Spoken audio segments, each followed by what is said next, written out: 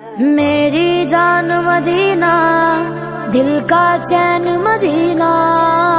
حضرات محترم، دوسری جگہ قرآن میں رب ارشاد فرماتا ہے والذین یبیتون لربہم سجدا وقیاما، کہ بے شک یہی وہ لوگ ہیں جن کی راتیں گزرتی ہیں تو کبھی عبادت میں، کبھی تلاوت میں، کبھی جو ہے تسبیحات میں، کبھی ذکر خیر میں، کبھی جو ہے رکوع میں، کبھی قیام میں، کبھی سجود میں، یعنی کبھی حالت قیام میں کھڑے رہتے ہیں تو کھڑے ہی رہ جاتے ہیں، کبھی رکوع میں چلے گئے تو رکوع میں ہے تو رکوع ہی میں رہتے ہیں کہ پوری رات ختم ہو جاتی ہے، کبھی یہ سجدے میں چلے گئے تو سجدے میں ہیں تو پوری رات ختم ہو جاتی ہے، سجدہ ہی ان کا مکمل نہیں ہوتا۔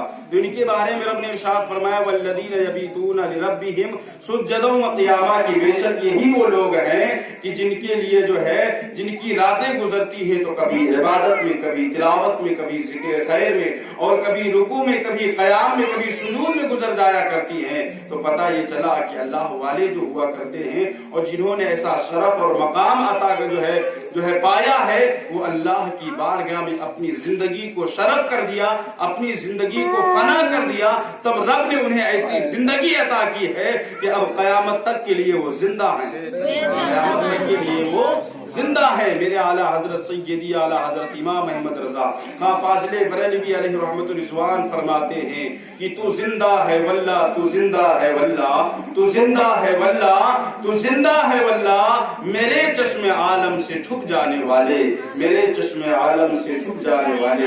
تو سرکار غوث اعظم کی شان اور عظمت یہ ہے کہ سرکار غوث اعظم رضی اللہ تعالیٰ عنہ، آپ نے جو سفر آغاز شروع کیا تھا تو اکثر و بیشتر جو ہے آپ ان کی تاریخ کو پڑھیں گے تو سرکار غوث اعظم کی زندگی ایسی گزری ہے، آپ نے ایسوں کو جو ہے آپ نے جو ہے راہ حق پر لا کر کے کھڑا کیا ہے کہ جن کی زندگی جو ہے اس حالت میں گزرا کرتی تھی کہ وہ کبھی چور رہتے تو کبھی رہزن رہتے تو کبھی ڈاکو ہوا کرتے، اور زیادہ تر جو ہے آپ کا جو ہے معاملہ جو ایسے لوگوں سے پالا پڑا کہ جو زیادہ تر جو ہے ڈاکو ہوا کرتے تھے، لوگوں کے مال و اسباب کو لوٹ لیا کرتے تھے۔ اور ایک بندہ تو حضور غوث اعظم کی بارگاہ میں حاضر ہوا، اور حاضر ہونے کے بعد اس نے کہا، سرکار غوث اعظم کی بارگاہ میں حاضر ہوا اور حاضر ہونے کے بعد کہا کہ حضور میں آپ سے مرید ہونا چاہتا ہوں۔ کیا کہا؟ میں آپ سے مرید ہونا چاہتا ہوں۔ سرکار غوث اعظم نے کہا ٹھیک ہے، مرید ہونا چاہتے ہو تو ٹھیک ہے، ہو جاؤ مرید، بیعت ہو جاؤ مجھ سے، تو اپنے گناہوں سے، اگلے پچھلے گناہوں سے توبہ کر کے اور میری بیعت کر لو، مرید ہو جاؤ۔ لیکن اس نے کہا نہیں، ایسے نہیں ہوں گا۔ کافر کہا میری کچھ شرطیں ہیں، انہیں ماننا پڑے گا آپ کو۔ کہا وہ شرطیں کیا ہے؟ آج ہماری کیفیت بھی ایسی بنی ہوئی ہے، اور جو ہے ہم اور آپ اگر اندازہ لگائیں تو ہمارے جو ہے اکثر ہماری قوم کے اندر یہی چیزیں پائی جاتی ہیں کہ انہی چیزوں سے اگر چھٹکارا مل جائے نا تو وہ کہتے ہیں کہ ہماری زندگی بحال ہو جائے گی۔ تو اس نے کیا شرط رکھی پتہ ہے؟ اس نے کہا کہ حضور میں مرید تو آپ سے ہوں گا لیکن میری کچھ شرط ہے۔ کہا شرط کیا ہے؟ کہا کہ یا غوث اعظم، اے عبد القادر جیلانی، میں آپ سے مرید ہوں گا لیکن شرط ہے، اور شرط وہ یہ ہے، پہلی شرط یہ ہے کہ میں جو ہے چور ہوں اور چوری کرتا ہوں اور چوری کرنا بند نہیں کروں گا۔ کیا کہا؟ میں چور ہوں، چوری کرتا ہوں اور چوری کرنا بند نہیں کروں گا، اس پر پابندی آپ نہ لگائیں، اور ان شرطوں کے ساتھ ہمیں بیعت کر لیں۔ اچھا سرکار غوث اعظم نے کہا دوسری شرط کیا ہے؟ کہا دوسری شرط یہ ہے کہ میں نماز نہیں پڑھتا اور نماز پڑھوں گا بھی نہیں، اور نماز پڑھنے کے لیے مجھ پر آپ پابندی بھی نہ لگائیں۔ دونوں شرائط عجیب و غریب ہے نا۔ اب ایسی شرط اگر بندہ رکھے تو کون سا ایسا پیر ہے جو اسے مرید کر لے گا؟ اور سرکار غوث اعظم کی شان کیا ہے؟ آپ جو ہے عشاء کے وضو سے 40 سال تک جو ہے آپ نے فجر کی نمازیں ادا کی ہے۔ آپ کی شان اور عظمت یہ ہے، عبادت اور تقوی کا یہ عالم ہے، اور جو اتنا پرہیزگار ہو، جس کے تقوی کا یہ عالم ہو، وہ بندہ ایسے کیسے گوارا کر لے کہ تم جو ہے نماز نہیں پڑھتے اور نماز نہیں پڑھو گے، ہم تمہیں بیعت بھی کر لیں؟ آپ نے کہا یہ دونوں شرطوں کو تمہیں چھوڑنا ہوگا۔ سرکار غوث اعظم نے کہا دونوں شرطوں کو تمہیں چھوڑنا ہوگا۔ اس نے کہا نہیں حضور، دونوں شرطوں کو آپ کو ماننا ہوگا اور آپ کو مجھے بیعت کرنا ہوگا۔ سرکار غوث اعظم نے کہا کہ جو ہے میں آپ کو اسے بیعت نہیں کر سکتا۔ اس نے کہا نہیں حضور، آپ مجھ پہ کرم فرمائیں، بڑے بڑے ڈاکوؤں کی، بڑے بڑے چوروں کی، بڑے بڑے رہزنوں کی اور بڑے بڑے نکموں کی جو ہے تقدیریں آپ کے در سے بنی ہیں، اور ان کی زندگیاں آپ کے قدموں کی دھولوں کی برکت سے ان کی زندگیاں سنورتی نظر فرمائیں اور مجھ پر بھی مہربانی کریں, مجھے بیعت کریں. اب اس نے جب یہ بات کہی تو سرکار غوث اعظم نے کہا ٹھیک ہے, میں تمہاری 2 شرطوں کو مانوں گا, لیکن میری ایک شرط ہے اسے تمہیں ماننا ہوگا. میری ایک شرط ہے اسے تم کو ماننا ہوگا, میں تمہاری 2 مان لوں گا. تو سرکار غوث اعظم نے کہا کہ ایک شرط میری ماننی ہوگی. تو اس نے کہا حضور جب آپ میری 2 ماننے کے تیار ہیں تو ہم آپ کی ایک کیسے نہیں مانیں گے؟ بالکل مانیں گے. اب اس نے کہا میں آپ کی ایک شرط ضرور مانوں گا جب آپ میری 2 ماننے کے لیے. ظاہر سی بات ہے کوئی بندہ کہے کہ ہم آپ کو جو ہے 100 روپیہ دے رہا ہوں اور جو ہے اور اس کے بعد جو ہے آپ مجھے, اگلا بندہ کہے ٹھیک ہے آپ مجھے 100 دے رہے ہیں, میں آپ کو اس کے بدلے 200 دوں گا, تو وہ کہے گا یار 100 تو اپنا آئی ہے اور اس کے بدلے 100 اور مل رہا ہے تو لاؤ اس کو دے ہی دیتا ہوں. تو اس نے کہا کہ حضور میری 2 مان لے, اور سرکار غوث اعظم نے کہا تمہاری 2 تو مانوں گا لیکن پہلے ایک میری ماننی ہوگی. تو اس نے کہا حضور میں آپ کی ایک شرط کو قبول کرتا ہوں, منظور کرتا ہوں, مانوں گا, میری جو ہے 2 شرطوں کو مانے اور مجھے بیعت کریں. سرکار غوث اعظم سے اس نے کہا حضور آپ فرمائیں کہ آپ کی وہ شرط کیا ہے. تو سرکار غوث اعظم نے ارشاد فرمایا, کہا ٹھیک ہے تو نماز نہیں پڑھتا نہیں پڑھے گا, وہ تیری مرضی, وہ تیری مرضی. چوری کرتا ہے کرے گا, وہ تیری مرضی, میں بیعت کروں گا تجھے, لیکن شرط یہ ہے میری کہ جب بھی اذان کا وقت ہوگا تو جہاں رہے گا وہی جب اذان کا وقت ہو جائے تو تجھے اذان پڑھنی. اذان کا جب وقت ہو جائے تو جہاں بھی رہے گا تجھے 5 وقت کی اذان پابندی کے ساتھ پڑھنی ہوگی. سرکار غوث اعظم نے جب یہ بات کہی تو اس نے کہا ارے اذان ہی تو پڑھنی ہے, کون سا کتنا ٹائم لگے گا, 2 منٹ کا کام ہے, اذان پڑھ دوں گا. اس نے ہلکا سمجھا اور اس کے بعد جو ہے اس نے کہا ٹھیک ہے آپ کی یہ بات, یہ شرط ہماری منظور جو ہے آپ کی شرط مجھے قبول ہے اور میری 2 مان لیجیے. تو آپ نے کہا آپ کی 2 میں مان لیا. اب اس کے بعد اب وہ وعدہ کر لیا. اب وعدہ کرنے کے بعد سرکار غوث اعظم کی بارگاہ سے وہ نکلا. ظاہر سی بات ہے جو چوری کرتا ہو اور جس کا گھر پریوار چوری ہی کے مال سے چلتا ہو, اگر 1 2 دن 4 دن وہ چوری نہ کرے تو بتاؤ اس کے گھر کیا حال ہوگا, اس کا گھر کیسے چلے گا, اس کے گھر کے اخراجات کیسے چلیں گے. اب وہ بندہ سرکار غوث اعظم سے وعدہ کر کے آ گیا. اب اس کے بعد جب گھر پہنچا تو جب اذان کا وقت ہوتا تو وہ فوراً اذان پڑھنا شروع کر دیتا. 1 دن گزرا, 2 دن گزرا, 3 دن گزرا, جب اذان پہ اذان پڑھتا جا رہا ہے اور نماز نہیں پڑھ رہا ہے. بیوی نے کہا تمہارا دماغ خراب ہو گیا ہے, اذان پہ اذان دیتے چلے جا رہے ہو, اذان پہ اذان پڑھتے چلے جا رہے ہو, آخر نماز کب پڑھو گے. اذان پر اذان پڑھتے جا رہے ہو, نماز کب پڑھو گے. تو اس نے کہا کہ نماز تو نہیں پڑھوں گا, یہ تو میں نے جو ہے پہلے ہی بیعت کر ہونے سے پہلے جو ہے میں نے یہ بات پہلے ہی شرط رکھ دی تھی. تو کہا اچھا چلو ٹھیک ہے, اذان پہ اذان تم پڑھتے جا رہے ہو, اور سنو گھر کا راشن ختم ہو گیا ہے, بچے بھوک سے تڑپ رہے ہیں اور گھر میں راشن نہیں ہے اور تم چوری کرنے کب جاؤ گے. تو اس نے کہا کہ وہی چیز تو میں سوچ رہا ہوں کہ کون سا ایسا وقت نکالوں کہ جس وقت میں چوری کرنے جاؤں تو اذان کا وقت درمیان میں نہ آئے, اذان کا وقت بیچ میں نہ آئے, اذان نہ پڑھنی پڑے. اب اس نے یہ بات کہی تو کہا جلدی کرو جو کرنا ہے, اور گھر میں راشن نہیں ہے. ظاہر سی بات ہوتا ہے معاملہ گھر کا, اب جو ہے عورتوں کا مسئلہ ہوتا ہے. ظاہر سی بات آپ کو اس طرح کا کام کریں تو وہ بھی جو ہے آپ کو ظاہر جو آپ کا فعل و عمل ہوگا اس پر وہ بھی انگلیاں اٹھائیں گی نا. تو اب انہوں نے جب یہ بات کہی تو اس کے بعد انہوں نے کہا وقت میں سوچ رہا ہوں اور اسی کے لیے جو ہے میں بیٹھا ہوں انتظار کر رہا ہوں. تو اس کے بعد اس نے کہا ٹھیک ہے, ایک وقت اس نے سوچ کر کے خوب دماغ کو خرچ کیا اور اس کے بعد وہ وقت نکالا. کہا عشاء کے بعد جو ہے 10-11 بجے کے بعد میں نکلوں گا اور فجر سے پہلے میں چوری کر کے واپس آ جاؤں گا. اسی بیچ میں جو ہے اذان کا وقت نہیں آئے گا, اذان نہیں پڑھنی پڑے گی, کام بھی ہو, مطلب کہ جو ہے سانپ بھی مر جائے گا اور لاٹھی بھی نہیں ٹوٹے گی. حال وہی ہے نا کہ سانپ بھی مر جائے گا لاٹھی بھی نہیں ٹوٹے گی, یعنی کام بھی ہو جائے گا اور اذان بھی نہیں پڑھنی پڑے گی. تو یعنی سرکار غوث اعظم کی وعدہ خلافی بھی نہیں ہوگی اور ہمارا کام بھی بن جائے گا.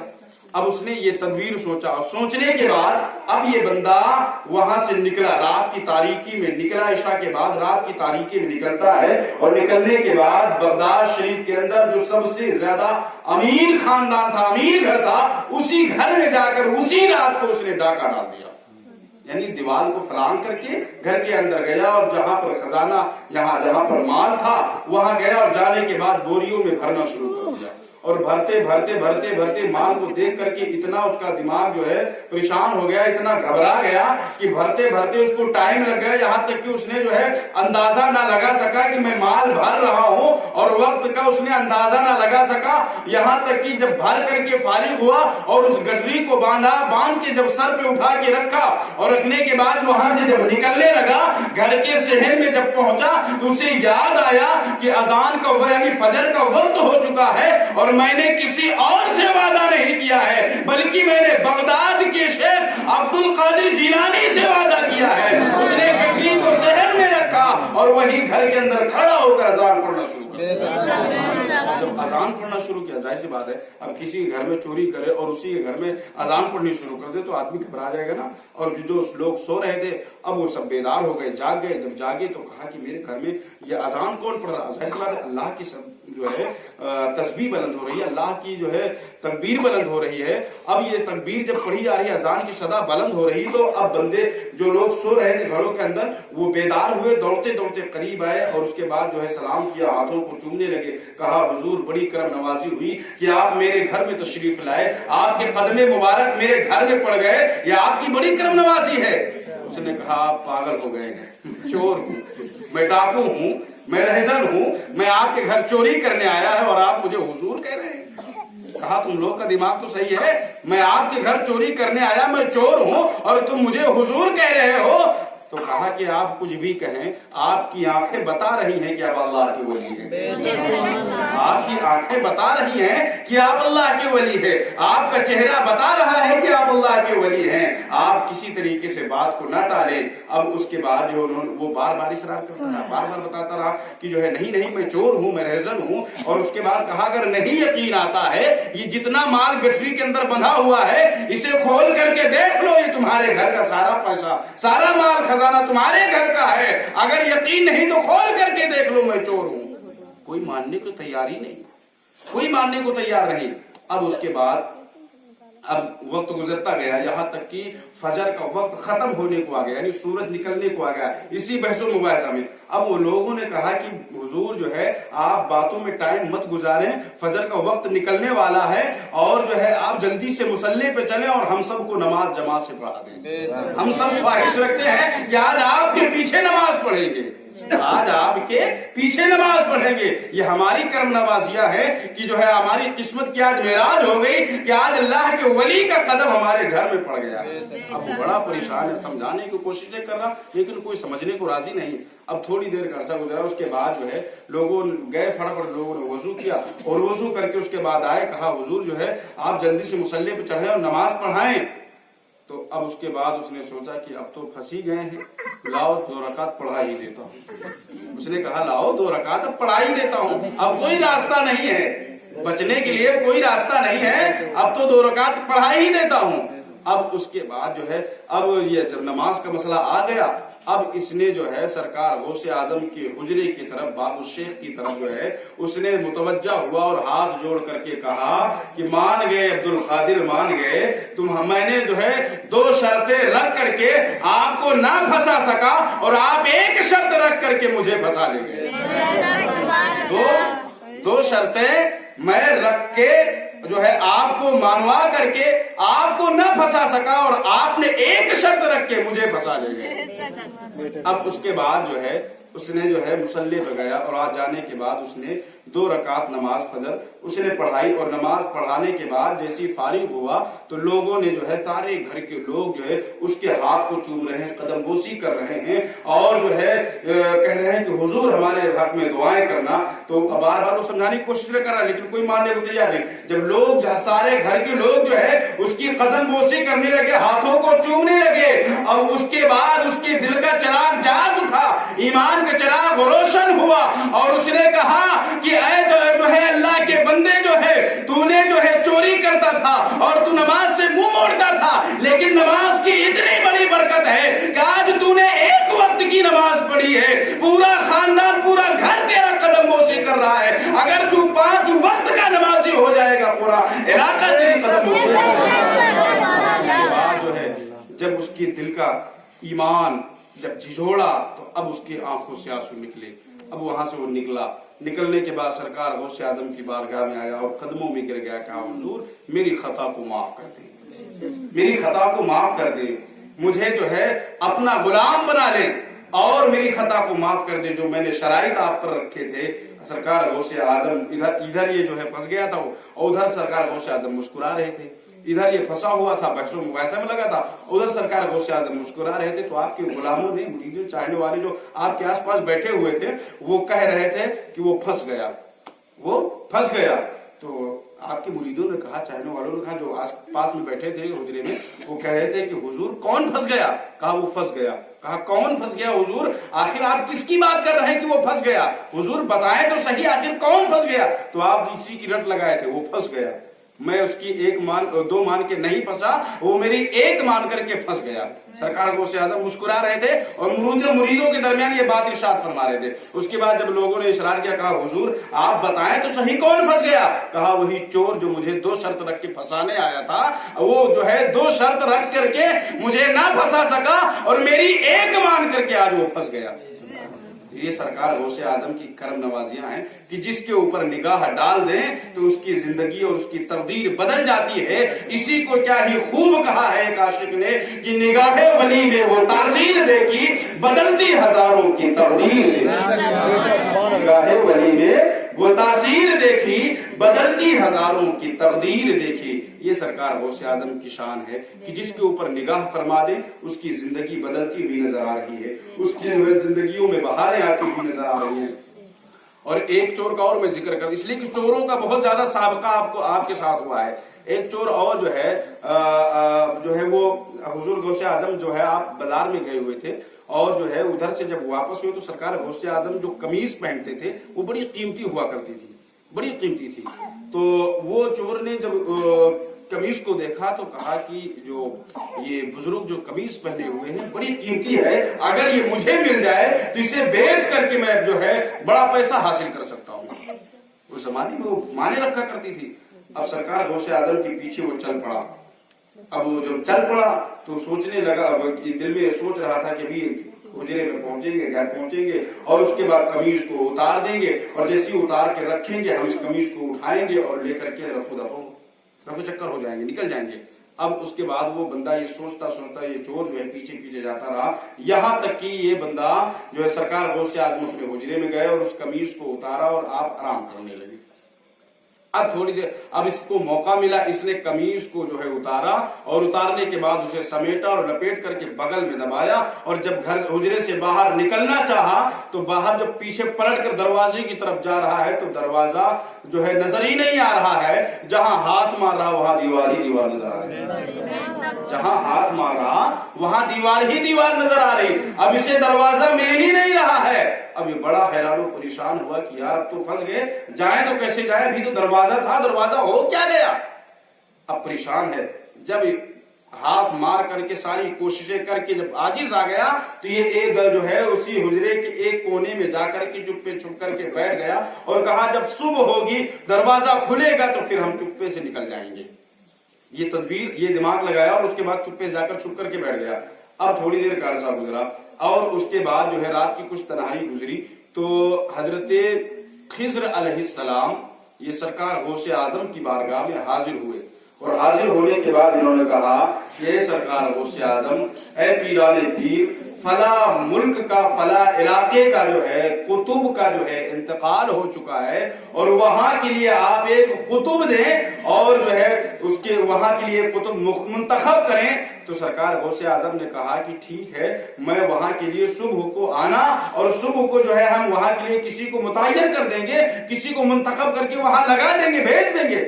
حضرت خضر علیہ السلام نے کہا کہ حضور اگر صبح ہو تک رات بھر میں جو ٹائم ہے اگر صبح ہو تک وہ علاقہ ہلاک ہو گیا تو پھر اس کا ذمہ دار کون ہوگا. اس لیے کہ آج روئے زمین جو قائم ہے تو یہ ولیوں کی اور قطبوں کی جو ہے یہ انہی کی نگرانی میں ہے. ہر ایک جگہ پر یہ قطبوں کی نگرانی ہے زمین کے اوپر. جو آج یہ زمین قائم ہے ہم اور آپ جو ہے یہاں آسانی کے ساتھ رہ رہے ہیں, ہر ایک جگہ پر قطبوں کی نگرانی ہے. तो सरकार गौसे आजम ने कहा सुबह हो आकर के ले जाना। तो उन्होंने कहा कि अगर सुबह तक वो इलाका हलाक हो गया या उस इलाके में किसी तरह की बलाफियात आ गई तो फिर उसका जिम्मेदार कौन होगा? तो उन्होंने सरकार गौसे आजम ने कहा क्या तुम्हें इसी वक्त चाहिए? हज़रत खिज़र ने कहा हाँ हुजूर मुझे इसी वक्त चाहिए। जब उन्होंने कहा इसी वक्त चाहिए, सरकार गौसे आजम इरशाद फरमाते हैं मेरे हुजरे के फला कोने में जो है फला गोशे में एक कुतुब बैठा हुआ है, उसे ले जाओ और वहां मुंतखब कर दो। अब वो अंदर आए, तो आने के बाद जो है अब उस हुजरे में जब गए तो देखा तो वहां पर वही चोर जो है कमीज को दबाया छुपका बैठा हुआ था। अब करीब गए तो जाने के बाद उसका हाथ पकड़ा और कहा कि चलो तुम। तो कहा मुझे कहाँ लेके जा रहे हो? कहा फला इलाके का कुतुब का जो है वहां के कुतुब का जो है विशाल फरमा गए, पर्दा फरमा गए और वहां के लिए तो कुतुब की जरूरत है। और गौसे आजम ने कहा फला हुजरे के फला कोने में जो है एक कुतुब बैठा हुआ है, उसे ले जाओ और वहां मुंतखब कर दो।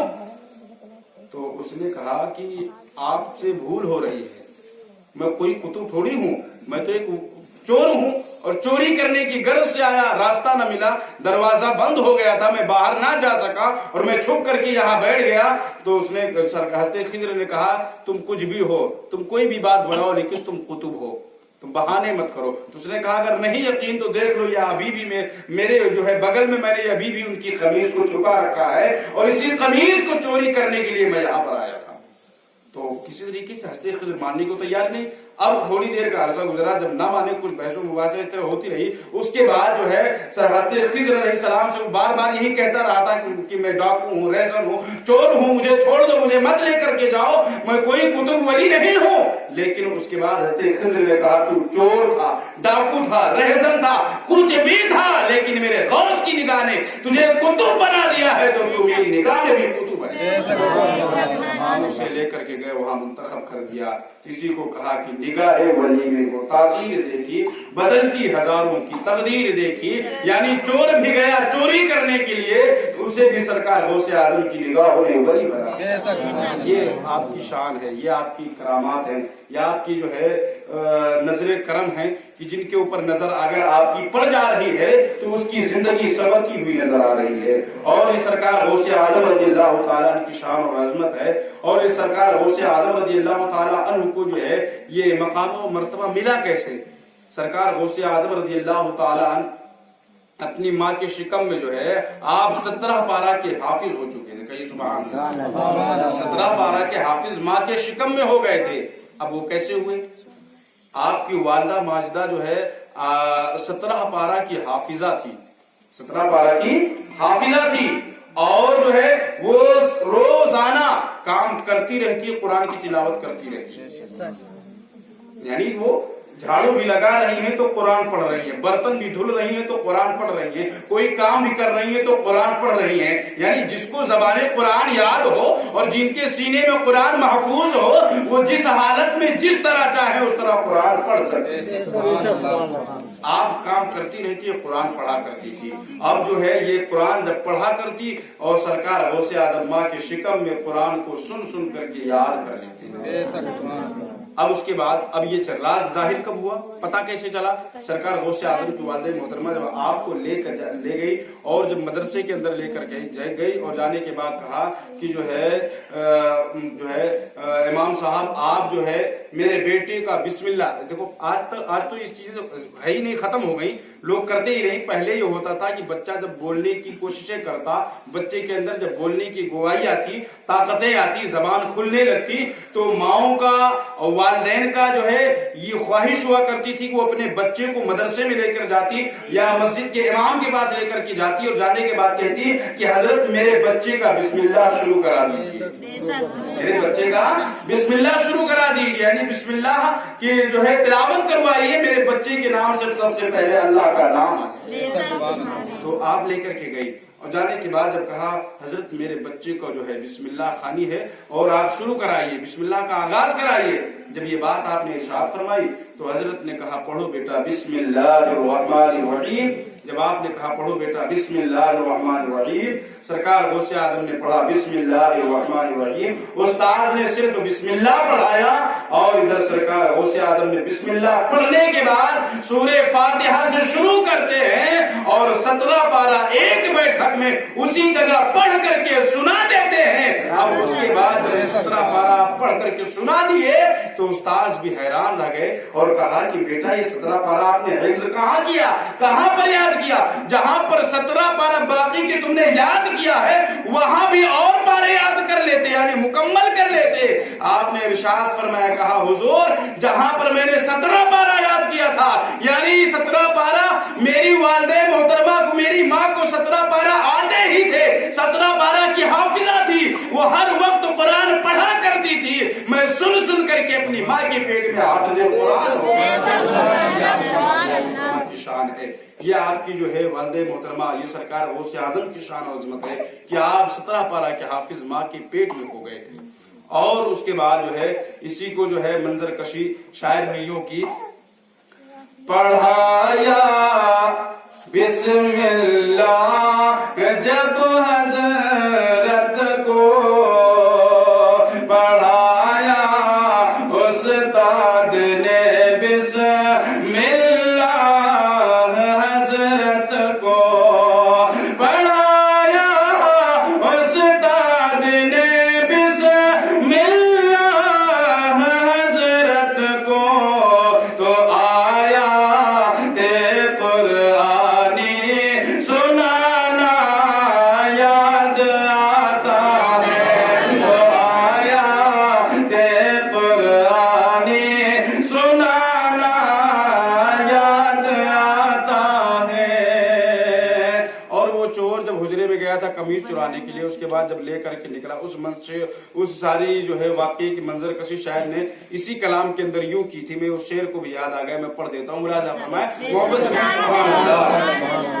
गया चोर जब हुजरे में हुआ वो खुद बखुद अंधा, गया चोर जब हुजरे में हुआ वो खुद बखुद अंधा, गया चोर जब हुजरे में हुआ वो खुद बखुद अंधा, वली कामिल के डाकू को वली कामिल बनाना याद आता है, कि डाकू को वली कामिल बनाना याद आता है। हमें तो सुलवरा का वो जमाना याद आता है। और मैंने एक शेर जो पढ़ा था, हमें वो सुलवरा का जमाना याद आता है, इस शेर की वजाहत कर दूं, उसके बाद फिर इस शेर को आप हजरात की समझ आ जाएगा कि आखिर इसका मतलब क्या है। सरकार गौसे आजम रज़ी अल्लाह तआला, आप छोटे से थे, बचपन का आलम था, छोटे थे, बचपन का आलम था। तो सरकार गौसे आजम रज़ी अल्लाह तआला अन्हु के नाना जान जो थे हजरत अब्दुल्ला सुमई, जो है ये आपके नाना जान हैं। तो इन्होंने जो ये भी वली कामिल है, अल्लाह के बहुत बड़े वली हैं, बुजुर्गान दीन हैं, इनका भी नाम है। तो अब ये इनके पास एक खातून आई और आने के बाद उसने कहा कि जो है हुजूर मेरे औलाद नहीं है और आप दुआ फरमा दें कि जो है अल्लाह रब्बुल इज्जत मुझे औलाद जैसी नेमत से नवाज दे।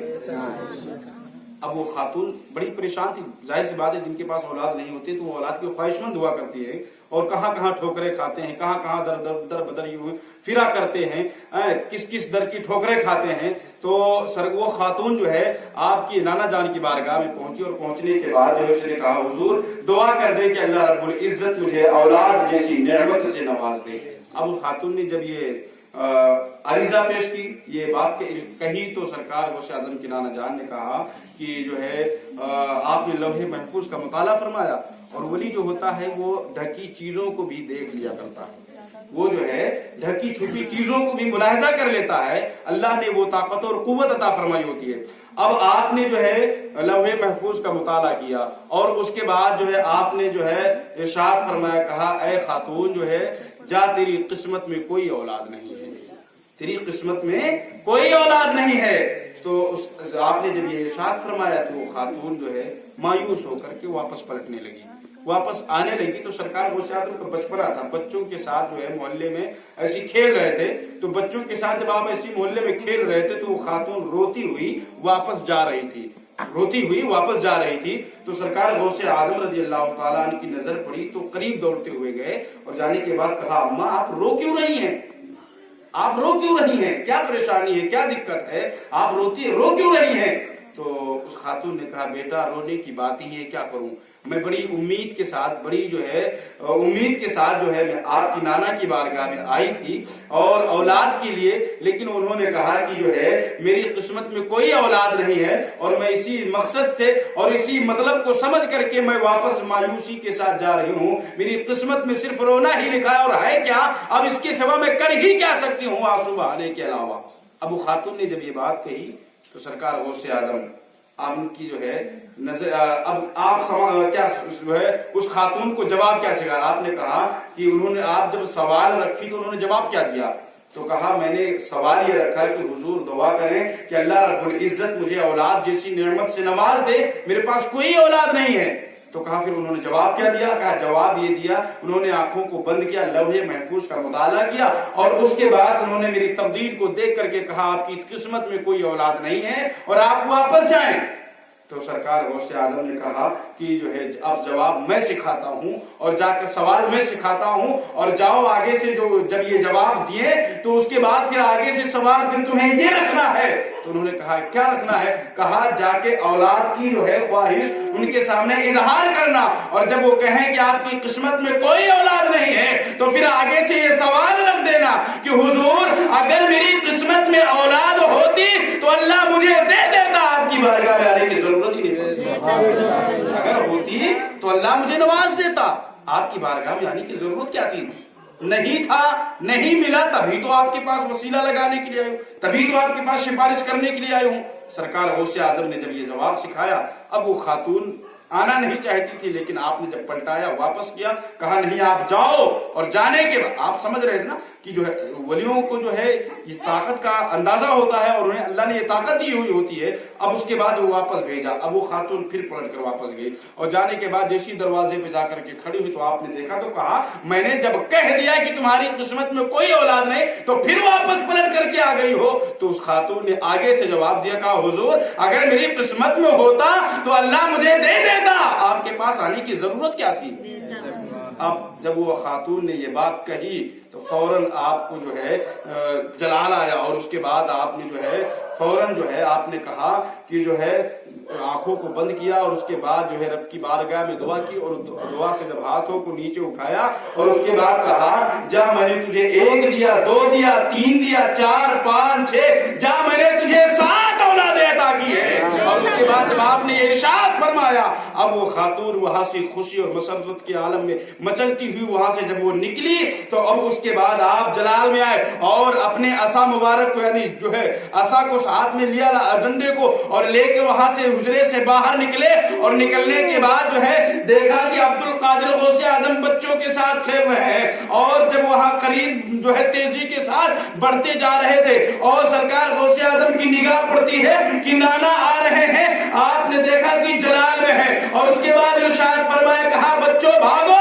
نانا آ رہے ہیں۔ اب اس کے بعد آپ دوڑتے آگے آگے جا رہے ہیں، سارے بچے بھی بھاگتے چلے جا رہے ہیں اور اس کے بعد آپ پیچھے پیچھے ڈنڈا لیے دوڑتے چلے جا رہے ہیں اور کہہ رہے ہیں عمر چھوٹی ہے اور بات بڑی کرتا ہے اور تو نے ابھی سے اپنا کام شروع کر دیا ہے۔ اس کے بعد پیچھے دوڑتے جا رہے تھے اور وہ آگے آگے بھاگتے جا رہے تھے، یہاں تک کہ جو ہے سرکار غوث اعظم کا گزر جب قبرستان سے ہوتا ہے تو آپ نے کہا اے قبر والو اٹھو بھاگو نانا آ رہے ہیں۔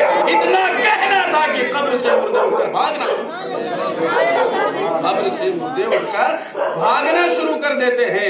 जब सरकार गौसे आजम के नाना अब्दुल्ला सुमई ने जब यह मंजर देखा तो आपने कहा कि बेटा अब्दुल कादिर ठहर जा, मैंने तुझे समझ लिया कि तू मुझसे भी आगे निकल चुका है, ठहर जा, मैं तुझे कुछ नहीं कहूंगा।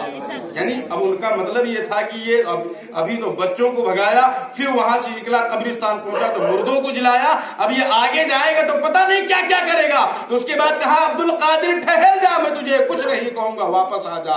अब उसके बाद सरकार गौसे आजम वापस पलटे और आपने सीने से लगाया और जो है इसी मंजर को जो है मंजर कशी शायर ने यूं किया और वो अर्ज करता है कि हमें सुलवरा का वो जमाना याद आता है, हमें दो सुलवरा का वो जमाना याद आता है, हमें दो सुलवरा का वो जमाना याद आता है कि बचपन ही से मुर्दों को, कि बचपन ही से मुर्दों को जिलाना याद आता है, कि बचपन ही से मुर्दों को जिलाना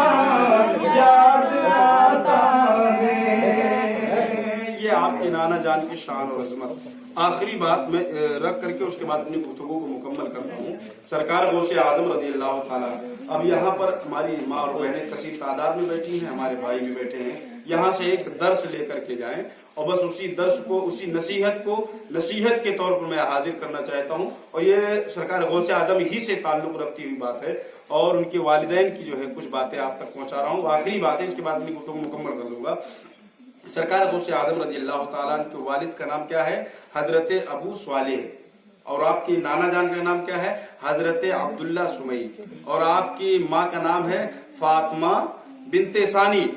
अब उसके बाद जो है अब इनके तक़वे का, इनकी जिंदगी का और इनकी जो है जिंदगी के एक एक लम्हात को आप देखें और यहाँ से अंदाजा लगाएं कि आज हमारी कैफियत क्या है और हमारे बुजुर्गों की, असलाफ की जो है माँ और बहनों का आलम क्या था और हमारे भाई और बुजुर्गों का आलम क्या था जो मुझसे पहले गुजरे, उनकी कैफियत क्या होती थी और रब की बारगाह में कैसे हुआ करते थे। हजरत अबू स्वालिह, आप दरिया के किनारे से गुजर रहे थे तो भूख की शिद्दत थी और जब भूख की शिद्दत थी तो जो है आपने जो है देखा कि नहर में एक सेब बहता हुआ जा रहा था और वो सेब जब आपने देखा कि बहता हुआ जा रहा और उस सेब को आपने निकाला नहर से और उठाया और खा लिया, सेब को निकाला और खा लिया। आज हमारे मुआशरे के अंदर ये हाल है कि अगर हमारे गांव में या इलाके में, मोहल्ले में अगर कोई चीज बेचने खाने की चीजें आ जाएं तो कैफियत ये हुआ करती है कि हम लेते बाद में है, पूछते बाद में है, उठा के खा पहले लेते हैं। होता है, अक्सर नहीं होता है। कोई चीज बेचने वाला आ जाए तो उससे बातें करते करते हम उसकी जो है दुकान से सामान लेकर पहले खा लेते हैं और जब खा लेते हैं उसके बाद जो है कभी कभी तो ऐसा होता है कि खा लेते हैं, इसी बहाने जो है खा लेते हैं और फिर बाद में कहते हैं मुझे पसंद नहीं, आप लेकर के जाएं। ऐसी कैफियत होती है कि नहीं होती है? अब अंदाजा लगाएं कि जो है हमारे असलाफ का तरीका क्या था, उनकी ईमान की आलम क्या था। सरकार गौसे आजम के वालिद मोहतरम हज़रत अबू स्वालिह दरिया से और नहर से सेब को उठाया और खा लिया और जब खा लिया अब वो सेब जब खाया और उसे निगला और पेट के अंदर गया। जैसे ही आपने उस सेब को खाया आपकी ईमान ने, आपके तकवे ने आपको झिझोड़ कर कहा, ऐ अबू स्वालिह तूने इस सेब को खा तो लिया है लेकिन तुझे पता नहीं कि ये सेब किसका है और कहां से आ रहा है, इसका मालिक कौन है। उससे पूछा नहीं, उससे इजाजत नहीं लिया और बगैर इजाजत की तूने खा लिया। ये तेरे तकवा को जो है, तेरी परहेजगारी को, तेरे ईमान को गवारा नहीं है और जो है तुझे कल मैदान हश्र में जो है रब के सामने इस चीज का हिसाब भी देना। अब जो तकवे ने आपको झिझोड़ा तो उसके बाद जो है आप फौरन जो है अब कोशिश कर रहे हैं तय करने की कि वो सेब निकल जाए, लेकिन बहरहाल आपने कई कोशिश की और उसके बाद आपके दिल में ये बात आई कि चलो जिधर से पानी बहता हुआ रहा इसी तरफ चलते हैं, हो सकता है शायद इसी तरफ जो है सेब का कोई बाग हो जहां से बह कर आ रहा और चल के तलाशते हैं कि आखिर ये सेब किसके बाग का है, कहाँ का है, इसका मालिक कौन है और चल करके उससे माफी मांगते हैं कि मैंने बगैर पूछे, बगैर इजाजत के आपके बाग का सेब खा लिया। تو آپ نے جو ہے اس چلتے چلتے جو ہے کئی میل تک جو ہے آپ نے سفر کیا، بڑی محنت اور مشقت کی، اور اس کے بعد جب باغ کے قریب پہنچے تو ایک باغ نظر آیا، اس کا ایک درخت ہے جس کی ایک ٹہنی ہے، اور وہ ٹہنی جو ہے نہر کی جانب جھکی ہوئی ہے، اور اس میں کا جو ہے اسی میں پھل لگے ہوئے ہیں سیب کا۔ تو آپ کے دل و دماغ میں یہ خیال آیا اور یہ بات آئی کہ شاید یہ درخت جو ہے جو یہ جھکا ہوا ہے نہر کی جانب، اسی درخت کا پھل ہے جو بہہ کر کے سیب جا رہا تھا، اور اسی باغ کا سیب ہے۔ آپ نے فوراً جو اسی باغ کے اندر تشریف لے گئے، اور جب باغ کے اندر گئے تو جانے کے بعد کیا دیکھا کہ ایک نورانی شکل والے، ایک جو ہے حسین و جمیل بزرگ ہیں، اور نورانی شکل والے بزرگ ہیں، اسی باغ کے اندر ایک چارپائی پر بیٹھے ہوئے ہیں۔ قریب گئے، جانے کے بعد کہا السلام علیکم ورحمۃ اللہ، تو آگے سے انہوں نے جواب دیا وعلیکم السلام ورحمۃ اللہ وبرکاتہ۔ بتاؤ نوجوان، کس وجہ سے میری بارگاہ میں تمہاری حاضر ہوئی،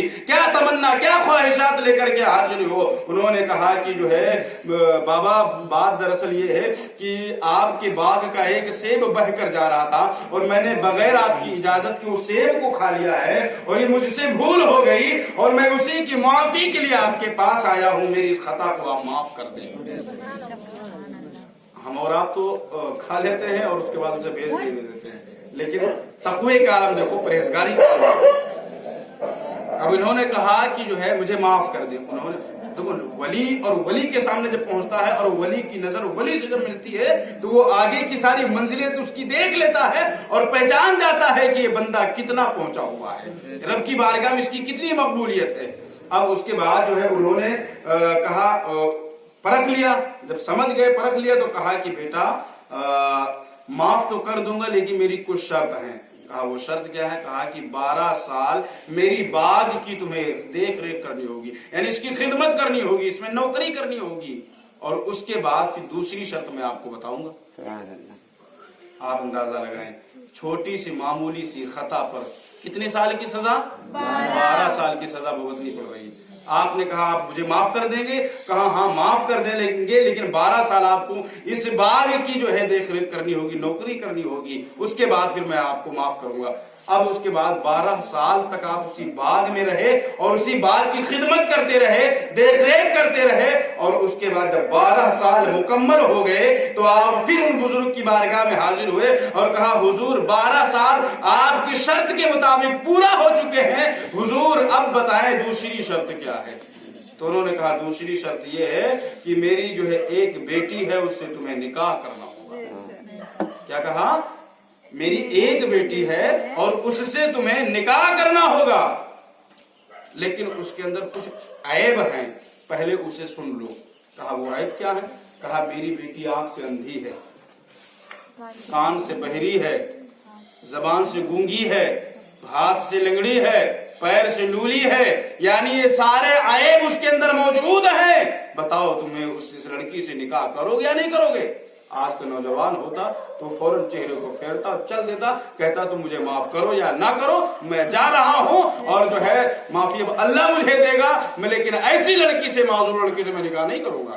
اب بھائی ظاہر سی بات ہے، جو پیر سے چل بھی نہیں سکتی، کام بھی کچھ بھی نہیں کر سکتی ہے، بول بھی نہیں سکتی ہے، آنکھ سے دیکھ بھی نہیں سکتی ہے، میں کچھ کہوں گا وہ سن بھی نہیں سکتی، تو ایسی لڑکی سے نکاح کر کے ہوگا کیا؟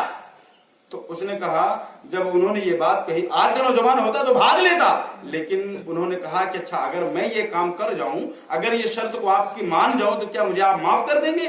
تو انہوں نے کہا ہاں میں آپ کی خطا کو معاف کر دوں گا۔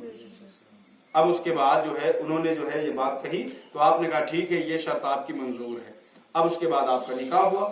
اب نکاح ہو گیا، اب جب نکاح ہوا تو آپ گھر جب تشریف لے گئے، نکاح کے بعد جب گھر تشریف لے گئے تو کیا دیکھتے ہیں کہ گھر کے اندر وہ لڑکی جس کو جو ہے اندھی بہری لنگڑی لولی کہا گیا تھا، اب وہ لڑکی جو ہے گھر کے اندر جیسے آپ تشریف لے گئے تو کیا دیکھتے ہیں کہ وہ لڑکی جو ہے آنکھ سے دیکھ بھی رہی ہے اور زبان سے قرآن کی تلاوت بھی کر رہی ہے، اور جب مجھے دیکھا تو اپنے پیروں پہ کھڑی ہو گئی اور ہاتھ کے اشارے سے مجھے سلام بھی کر رہی ہے، اور میں نے سلام کا جواب دیا تو سن بھی رہی ہے، اور اتنی حسین و جمیل ہے، جب آپ کی نظر پڑتی ہے فوراً پیچھے پلٹ کر بھاگتے ہیں اور کہتے ہیں واللہ میں نے ایک معمولی سی خطا ہوئی، اس کی سزا ابھی تک بھگت رہا ہوں، مجھ سے دوسری سزا خطا کہاں ہونے جا رہی ہے. فوراً گھبرا کر پیچھے نکل کر بھاگے. دروازے سے سر لگتا ہے, خون نکلنے لگتا ہے, گھبرا کر باہر آئے. حضرت عبداللہ سمئی نے دیکھا تو کہا کہ بیٹا کیا بات ہے, کیوں پریشان ہو, یہ خون کیسا بن نکل رہا ہے سر سے؟ تو کہا کہ جو ہے حضور مجھ سے ایک خطا ہوئی جس کی سزا ابھی تک بھگت رہا ہوں, اور جو ہے مجھ سے دوسری خطا ہونی جا رہی تھی. آپ نے کہا کہ جو ہے وہ بالکل معذور ہے, اور میں نے جس جگہ پر میں گیا, جس کمرے میں, وہاں تو دوسری لڑکی موجود ہے, وہاں پر تو بالکل حسین و جمیل ہے, خوبصورت ہے, وہ مجھے دیکھ بھی رہی ہے, میں سلام کر رہا ہوں تو جواب بھی دے رہی ہے, اور وہ میری تعظیم کے لیے کھڑی بھی ہو رہی ہے, اور ہاتھ کے اشارے سے سلام بھی کر رہی ہے, کلام بھی کر رہی ہے, قرآن بھی پڑھ رہی ہے, اور بالکل حسین و جمیل خوبصورت ہے. اور میں نے جب اسے دیکھا تو میرے دل نے گوارا نہ کیا, میں نے کہا کہ اے ابو صالح, تو نے ایک خطا کی ہے جس کی سزا ابھی تک بھگت رہا ہے, تو دوسری خطا کہاں کرنے جا رہا ہے؟ میں فوراً پلٹ کر باہر نکلا کہ جو ہے میں دوسری خطا نہیں کروں گا, اسی لیے میں باہر نکلا, دروازے سے سر لگائے, خون اسی کا نکل رہا. آپ نے جو ہے فوراً سینے سے لگایا, کہا بیٹا گھبراؤ نہیں, پریشان نہ ہو, بلکہ جسے آپ نے دیکھا ہے وہ آپ ہی کی شریک حیات ہے, وہ آپ ہی کی جو ہے بیوی ہے, وہ آپ ہی کی جو ہے زندگی کی شریک حیات ہے. کہا حضور وہ کیسے؟ آپ نے تو عیب بتائے تھے, اس میں تو کوئی عیب نہیں ہے. تو کہا کہ جو ہے بات دراصل یہ ہے کہ میری بیٹی جو ہے آج تک گھر کی دہلیز سے اپنے قدم کو باہر نہیں نکالا بغیر میری اجازت کے جو ہے, اسی لیے میں نے اسے پیر سے لنگڑی کہا تھا, اور اس نے آج تک جو ہے اپنے ہاتھ کو کسی غیر محرم سے ملایا نہیں, اس لیے میں نے اسے لولی کہا تھا. آج تک اسی نے جو ہے کسی گناہ کی طرف اپنی نگاہ کو اٹھایا نہیں, اس لیے میں نے اسے اندھی کہا تھا, اور اس نے آج تک جو ہے کسی کی غیبت نہ کی ہے اور نہ اپنے کانوں سے سنی ہے, اس لیے میں نے اسے گونگی اور بہری کہا تھا. میری بیٹی کے اندر اتنی پرہیزگاری اور اتنا تقوی اور خوف خدا اتنا بسا ہوا ہے, اس لیے میں نے یہ عیب بتائے تھے, اور یہ کوئی عیب ایسے نہیں ہے. جس سے نکاح ہوا ہے, جسے تم نے دیکھا ہے, وہ میری ہی بیٹی, آپ ہی کی بیوی ہے. اب اتنا سنا تو فوراً اس کے بعد جو ہے یہ ارشاد فرمایا اور سینے سے لگایا. آپ اندازہ لگائیں کہ باپ اتنا پرہیزگار, باپ اتنا تقوی دار, ماں اتنی پرہیزگار, ماں اتنی پاک دامن, جب ماں باپ کی کردار اور ان کی رفتار اور ان کی فعل و قول اتنے اچھے ہوتے ہیں تو بیٹا ان کے گھر میں, ان کی گود میں جو ہے غوث اعظم بن کر پیدا ہوتا ہے. ماں باپ کا کردار ایسا ہوتا ہے تو بیٹا کبھی جو ہے خواجہ غریب نواز بن کر پیدا ہوتا ہے. ماں باپ کے کردار ایسے ہوتے ہیں تو بیٹا کبھی مخدوم سمنہ بن کر پیدا ہوتا ہے, بیٹا کبھی جو ہے محبوب الہی بن کر پیدا ہوتا ہے. اور ماں باپ کی کردار ایسے ہوتے ہیں تو بیٹا کبھی نبیوں کا امام بن کر کے پیدا ہوتا ہے, کبھی جو ہے بیٹا ایسی کردار اور رفتار والا اور ولیوں کا سردار بن کر پیدا ہوتا ہے. یہ ماں باپ کے فعل و قول کا عمل ہے.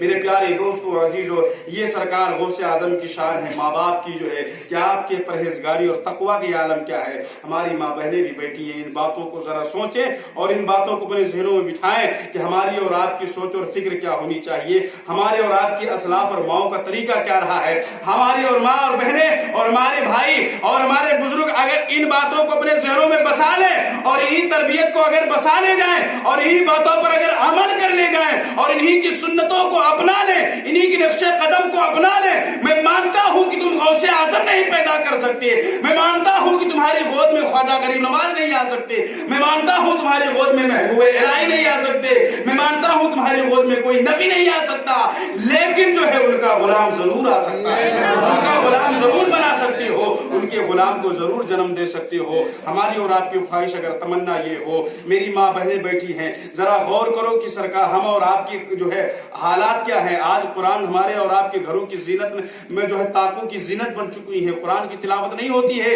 اور ہم نے تاکوں کی زینت بنا رکھی ہے. لیکن اندازہ لگاؤ کہ جو ہے سیدہ خاتون جنت سیدہ فاطمہ الزہرا رضی اللہ تعالی عنہا جو ہے آپ نے کیسی تربیت کی ہے, آپ کی تربیت ایسی رہی اور آپ کی فعل و قول ایسا رہا کہ جس کی وجہ سے آپ کے بیٹے نے امام حسین نے جو ہے آپ نے اسلام کے لیے قربانی جو ہے کربلا کی میدان میں دیا اور ظالموں نے آپ کے سر کو تن سے جدا کر دیا.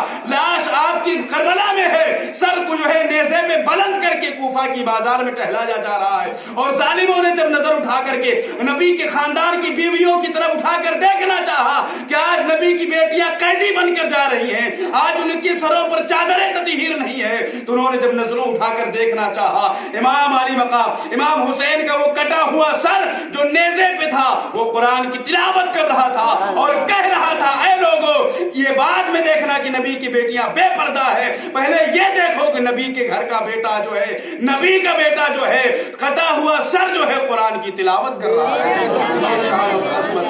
माँ बाप अगर किरदार अपने अच्छे बना ले और जो है नबी की सुन्नतों को अपना ले तो जाहिर सी बात है जिंदगी में इनकलाब आया। और ये कुरान उस वक्त बेटा सुनाएगा, कुरान ये उस वक्त पढ़ेगा बेटा। सईदा खातून जन्नत जब बच्चे को दूध पिलाती थी तो आप जो है ऐसे नहीं पिलाती थी, बल्कि जो है आप पाको साफ तो पहले रहा करती, फिर दूसरी चीज जो है आप जब दूध पिलाने का इरादा करती तो वजू करती थी। बज़ाहिर वजू रहा करता था लेकिन फिर भी ताजा वजू करती, और ताजा वजू करने के बाद जो है आप बच्चे को गोद में लेती और दूध पिलाना शुरू करती। और जब दूध पिलाना शुरू करती थी, इधर बच्चा दूध पीना शुरू करता था, आप जबान से कुरान की तिलावत शुरू करते थे। गोया लोगों को बताना चाहती थी कि ऐ लोगों, मैं अपने बेटे को जो है दूध नहीं बल्कि दूध की शक्ल में हम कुरान की तफसीर पिला रहे हैं। तो बेटे ने जो है नेज़े पर सर कट गया लेकिन नेज़े पे कटा हुआ सर कुरान की तिलावत करना। ऐसे किरदार बनाओ, ऐसे जो है अपने अंदाज और अपनी जिंदगी के लम्हात को बनाओ जिसके जरिए जो है हमारी और आपकी औलादों की जिंदगियों में बहारें आए, हमारी और आप इनकलाब बर्पा करें जिसमें हमारी और आपकी जिंदगियों में सुधार पैदा हो। अल्लाह रब्बुल इज्जत इन्हीं बातों पे हम सबको अमल की तौफीक अता फरमाए। और तबारक व तआला इरशाद फरमाता है, या अय्युहल्लज़ीना आमनु तक़ुल्लाह, ऐ लोगो अल्लाह से डरो। और सरकार गौसे आदम की तो ये तो शानें थी और उनके करामात थे जो अभी आपने देखा है। और सरकार गौसे आदम का आलम तो ये है कि काबे की तवाफ के दौरान जब आप जो है सर को सजदे में रख करके रब की बारगाह में दुआ कर रहे थे, ऐ मौला अब्दुल कादिर को माफ कर दे, अगर माफी के काबिल नहीं है तो कल मैदान हश्र में नाबीना उठाना ताकि तेरे महबूब के सामने ये अब्दुल कादिर शर्मिंदा ना हो सके। ये इस तरह की खौफ खुदा में ऐसे लरज कर दुआ कर रहे थे, आपकी आवाज में, आपकी रोने की आवाज में, आपकी दुआ करने के अंदाज में ऐसा दर्द था, ऐसी कशिश थी, ऐसी तड़प थी कि लोग आपकी आवाज को सुन रहे थे तो काबे की तवाफ को छोड़ करके आपकी बारगाह में हाजिर हुए और ये कह रहे थे, ऐ जो है अल्लाह के बंदे, इतनी मायूसी के साथ इतनी खौफ में रोकर दुआ क्यों कर रहा है और इतनी जो है खौफ में दुआ क्यों कर रहा है, तूने जो है ये क्यों कह रहा है कि अल्लाह माफ कर दे, अगर माफी के काबिल नहीं तो तू मुझे जो है मैदान हश्र में नाबीना यानी अंधा उठाना, ऐसी बातें क्यों कर रहा है। बल्कि कुरान में रब तो ये कहता है, ला तक़नतू मिन रहमतिल्लाह, ऐ बंदे तेरे गुनाहों की हद है, मेरी रहमत की कोई हद नहीं। इतनी जो है मायूसी क्यों है। जब इतनी बात आपने जो है कही उसके बाद जो है आपने सर को उठाया, फिर वो बंदा जाने लगा तवाफ के लिए, तो फिर थोड़ी देर में दिल में ख्याल आया कि ये बंदा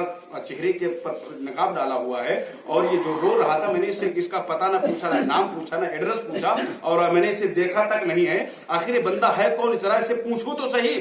करीब गए, जो जाने के बाद जो है जब उन्होंने जाने के बाद जो है नाम पूछा और चेहरे से नकाब हटाया तो क्या देखते हैं, जब देखा तो जो है पांव तले से जमीन खिसक गई। क्या देखा, देखा कि जो है एक जो है जमाने का जो है गौस और कुतुब है और वलियों का वली है जो सर को रख करके खौफे खुदा में इस तरीके से लरज कर दुआएं कर रहा था। आपने जब देखा तो जमीन जो है आपके पांव की तरह से निकल जाती है और रोने लगते हैं और अर्ज करते हैं, मौला पाक परवरदिगार आलम, जब ये तेरे ऐसे बंदे कि जिनके जो है जो है 40 साल तक जो है इशा के वजू से फजर की नमाज पढ़े और 17 साल तक जो है जो दरख्तों की पत्तियां चबा करके दरियाए दजला का पानी पी करके तेरी इबादत पहाड़ों में करता रहे, ऐसे बंदे की दिल की खौफ की यह आलम है, तेरे खौफ से इस तरीके से लरज रहा है, जिनके दामन नेकियों से भरे हुए हैं, तो उनका हाल क्या होगा, उनका हशर क्या होगा जिनके दामन में नेकियों का नाम नजर नहीं आता, नेकियों की नामो निशान नजर नहीं आते, उनके दामन में तो गुनाहों ही गुनाह ही भरे हुए हैं। मौला उनका हशर क्या होगा। मेरे प्यारे दोस्तों अजीजों, हम अंदाजा लगाए, इसीलिए रब ने कहा, या अय्युहल्लज़ीना आमनु तक़ुल्लाह, ऐ लोगो अल्लाह से डरो, अल्लाह से डरो और जो है सच्चों के साथ हो जाओ। तो हमें और आपको खौफे खुदा में लरजना है और खौफे खुदा को دل میں بسانا ہے اور بسا کر کے ایمان والوں کی صحبت اور اللہ والوں کی قربت کو ہمیں اور آپ کو حاصل کر کے اور اس کے بعد جو ہے ہمیں اور آپ کو اپنی زندگی کو گزارنا ہے. اگر انہی کی نقش قدم کو اپنا لے گئے تو ہماری زندگیوں میں بہار آئیں گی. اللہ رب العزت کی بارگاہ میں دعا ہے کہ مولا ہم سب کو انہی باتوں پر عمل کی توفیق عطا فرمائے. وآخر دعوانا الحمدللہ رب العالمین. یہ قصہ لطیف ابھی ناتمام ہے. جو کچھ بجا ہوا آغاز بات تھا.